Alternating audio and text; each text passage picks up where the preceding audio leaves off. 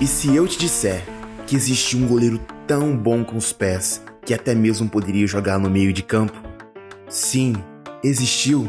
E esse goleiro foi René Higuita, um dos goleiros mais controversos do futebol, não só pelo seu estilo de jogo plástico, em uma época em que goleiros não precisavam serem bons com os pés, mas também por sua ligação muito íntima com Pablo Escobar, o chefe do narcotráfico colombiano. Sem dúvidas, seu apelido diz muito de sua personalidade: El Loco.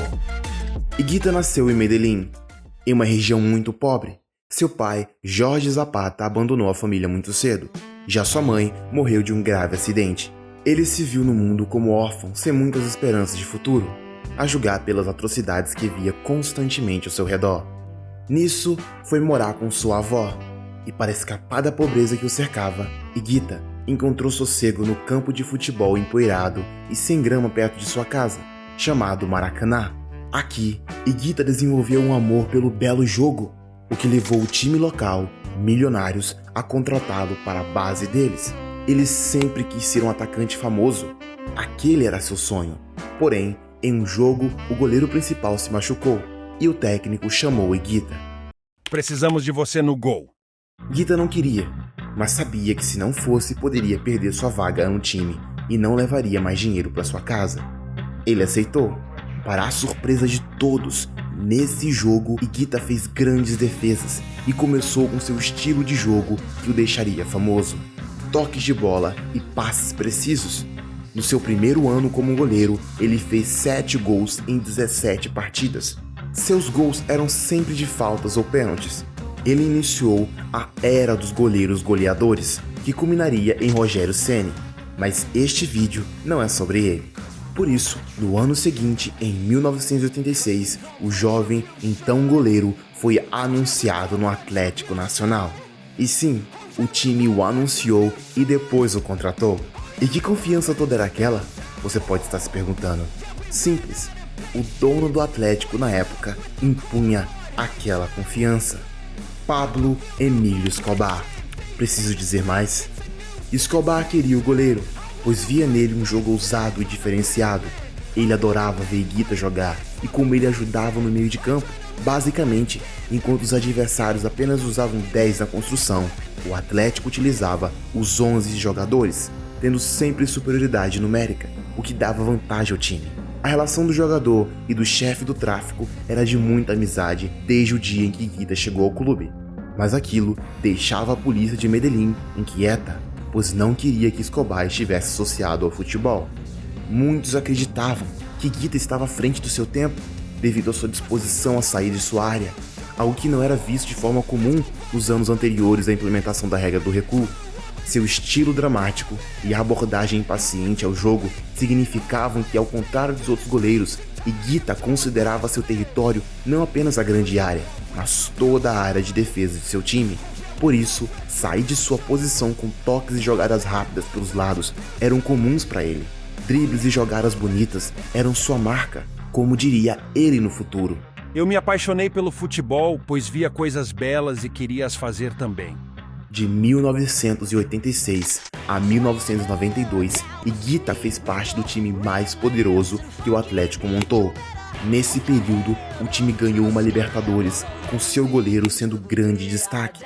No jogo da final contra o Olímpia do Paraguai, o time de Higuita perdeu por 2-0, mas na Colômbia conseguiu uma vitória suada também por 2-0, o que levou aos pênaltis. Mas o que aquilo se tornou foi uma guerra. Os dois lados estavam fazendo, até Higuita pegar um, mas o seu time não colaborou e perdeu 3 consecutivos. Mas René Higuita foi ainda mais surpreendente. Pegou 3 pênaltis consecutivos e o quarto foi para fora.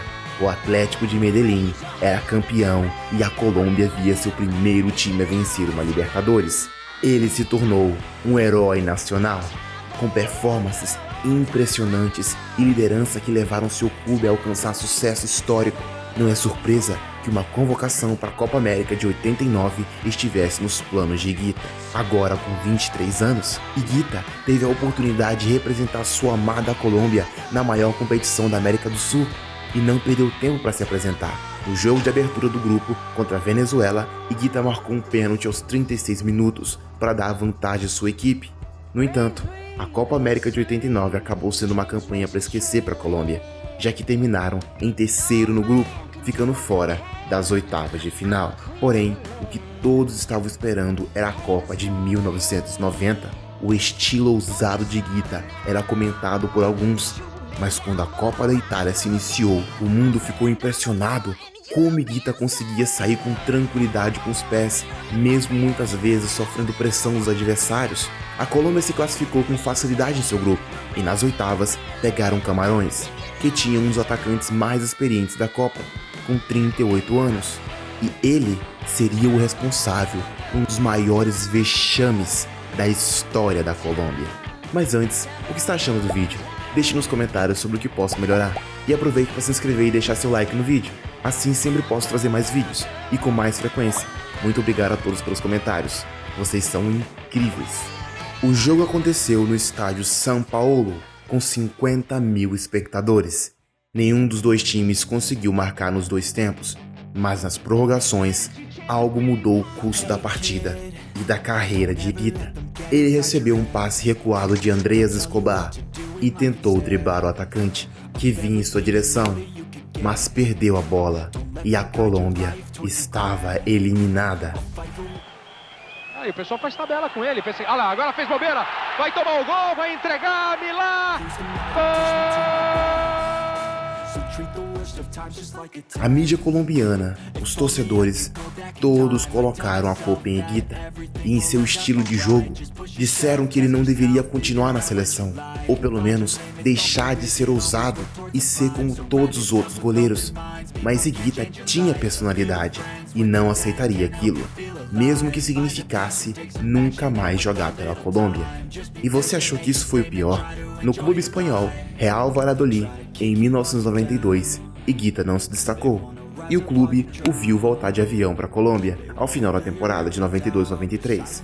A partir daí, um retorno ao seu amado Atlético Nacional estava nos planos, assim como o retorno às conexões criminosas que comandavam o clube nos bastidores. O ano de 1993, em particular, prometia ser interessante para Higuita, já que suas amizades com chefões do tráfico de drogas Pablo Escobar e Carlos Molina levaram a uma história bastante tumultuada. Escobar fugiu de sua prisão, mas estava com todo o seu dinheiro congelado. Por isso pediu emprestado a seu ex-associado Molina $1 milhão, mas seu pedido foi negado, e Escobar sequestrou a filha de seu antes amigo. Como represália, Molina não poderia ir à polícia, porque também estava em seu encalço. Por isso, pediu ajuda a um amigo, René Higuita, que conhecia tanto Escobar quanto Molina e tinha fama de sempre ajudar, além de ser um ídolo nacional. A história conta que Molina entregou a Higuita uma maleta contendo 300 mil pesos, que Higuita passaria o próximo mês protegendo em sua casa, aguardando o contato dos sequestradores. Quando a ligação chegou, foi recolhido e levado ao centro de Medellín, onde o resgate foi entregue em troca da filha de Molina. Enquanto esperava que os homens de Escobar trouxessem a filha de Molina para a entrega, crianças no bairro próximo se aglomeravam em busca de um autógrafo de Higuita, ao qual ele prontamente atendeu, mostrando o quanto ele ainda era um ícone para os fãs na Colômbia. Após isso, Higuita falava abertamente sobre o caso, por isso temos tantas informações. Segundo ele, aquilo foi uma missão de Deus, porque Deus me deu a oportunidade de fazer uma família feliz. Ele também disse que recebeu 64 mil pesos pela ajuda. Aquilo chamou a atenção de um general colombiano, que ligou a amizade com Escobar e o recebimento do dinheiro, e disse que Higuita fazia parte do sequestro, um crime muito grave na Colômbia. Em junho de 1993, o goleiro foi sentenciado a 7 meses de prisão em regime fechado e seria cortado da Copa do Mundo de 94, nos Estados Unidos. Em janeiro do ano seguinte, Higuita foi liberado sem acusações. No entanto, durante seu tempo na prisão, Higuita decidiu embarcar em uma greve de fome de 2 semanas em protesto contra sua prisão. Esse ato, juntamente com a falta de futebol, significou que Higuita não estava em condições adequadas para ser selecionado pela Colômbia para a Copa do Mundo do verão de 94. Pedidos adicionais de seus companheiros de equipe pela libertação foram rejeitados e Higuita não poderia ir à Copa, resultando na Colômbia tendo uma Copa do Mundo decepcionante, saindo da competição de maneira constrangedora em último lugar do Grupo A. As consequências da saída constrangedora da Colômbia da Copa do Mundo foram graves. Quando voltaram para casa, o lateral direito Andrés Escobar foi assassinado como retaliação por ele marcar um gol contra durante o torneio. No mesmo ano, o goleiro voltou a jogar pelo Atlético Nacional de Medellín e o clube voltou a ser protagonista. Porém, seu jogo mais marcante viria com a seleção em 1995, um amistoso contra a Inglaterra em Wembley. Higuita realizou o que ficou registrado como uma das maiores defesas da história do futebol. Com o jogo empatado em 0-0, um jogador inglês recebeu um passe de fora da área e tentou um cruzamento. Essa tentativa de cruzamento se transformou mais em uma tentativa de chute ao gol. Em vez de uma simples defesa, Higuita produziu um momento mágico ao usar seu famoso chute escorpião para salvar a bola, afastando qualquer perigo. O estádio ficou sem palavras. O mundo ficou sem palavras. Ele atribuiu aquela sua defesa às crianças de sua terra natal, que sempre estavam tentando coisas novas, e as usou como inspiração. Depois disso, o goleiro atração ficou conhecido como mercenário. Ele passou por diversos clubes, mas nunca ficou por muito tempo em apenas um. Ele tinha se transformado em um artista, dando shows e indo embora. Mais polêmicas seguiram o carismático goleiro em 2004, quando ele testou positivo para cocaína enquanto estava no time equatoriano Aucas. Como resultado, Higuita se internou em uma clínica de reabilitação para dependentes de drogas e não foi visto de volta em um campo de futebol até 2007. O Deportivo Pereira foi seu último clube, após uma carreira que se estendeu por 25 anos e o viu marcar 41 gols em 380 partidas. Após a aposentadoria, Higuita foi alvo de muitos mitos, como histórias afirmando que ele passou por uma cirurgia de alteração de identidade para fugir de cartéis de droga. Mas na realidade, Higuita tornou-se treinador de goleiros no clube Al Nassr, dos Emirados Árabes Unidos, antes de retornar ao seu amado Atlético Nacional em 2017, onde permanece até hoje como treinador de goleiros do clube.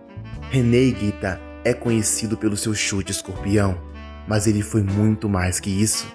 Ele é um dos maiores ídolos da Colômbia.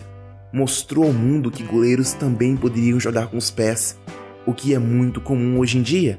Sua ousadia e a forma como usava o futebol para fazer arte fizeram dele um dos maiores que já passaram pelo futebol. O goleiro espetáculo foi muito mais que isso. Ele foi uma inspiração para as novas gerações. O que achou da história de Higuita? Deixe nos comentários a palavra Higuita para saber que você chegou até aqui. Muito obrigado a todos. Te espero neste vídeo aqui do lado, hein? Fui!